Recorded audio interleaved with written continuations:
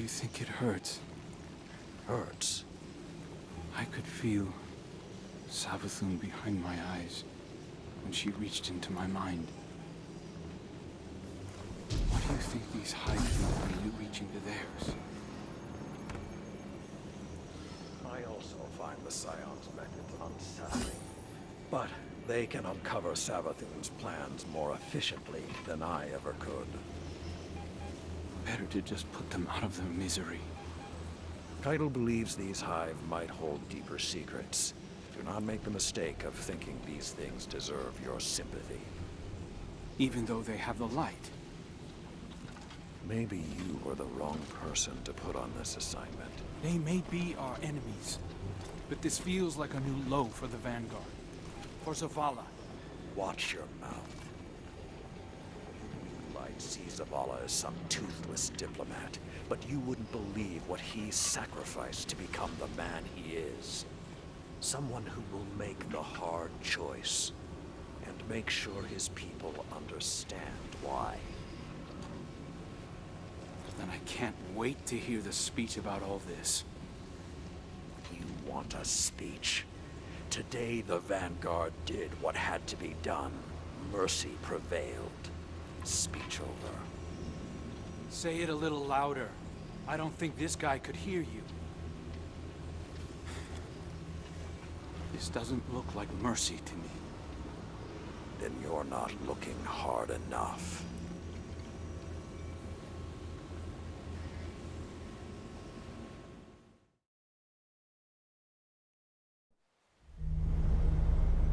Long ago, even before there was a last city, I was deep on patrol in the old forest when a local villager sought me out. They asked me to catch a thief. I told them the Iron Lords were no mercenaries, but I saw their pride as well as their poverty. When they offered me a loaf of black bread instead of coin, I agreed. Just before sunrise, I caught my thief. A young girl, stealing what she could carry. Food when she could find it, coin when she couldn't, weapons to protect what she had taken. There was no fear in her eyes. She said the bandits in the forest ordered her to steal in exchange for protection. The penalty for theft in those times was death. Instead, I pulled the crest from around my neck and pressed it into her hands. I told her the wolves would protect her. In a settlement rich with stolen supplies, I found the bandits and cut them down. 38 lives to spare one. And for a time, I believed that was mercy. Many winters passed before I found myself back in that part of the old forest. This time, no one sought me out. So I sought them instead. Wind blew through rotted wood and rusted metal where the village once stood. And behind it, graves. Then piled stones, then bare mounds of earth, and then a pit. My blood was high. I tore through the forest, hunting for those responsible.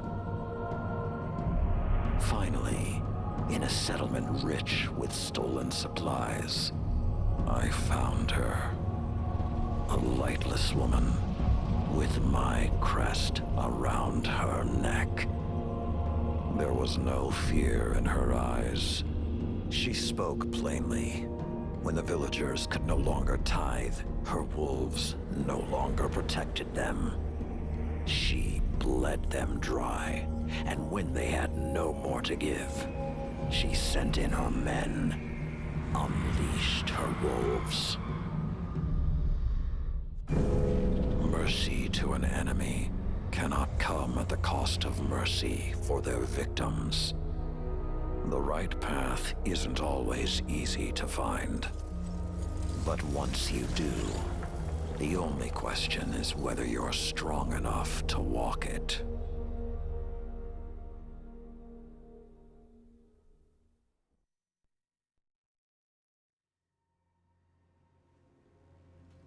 Consider that the next time you feel pity for our enemies.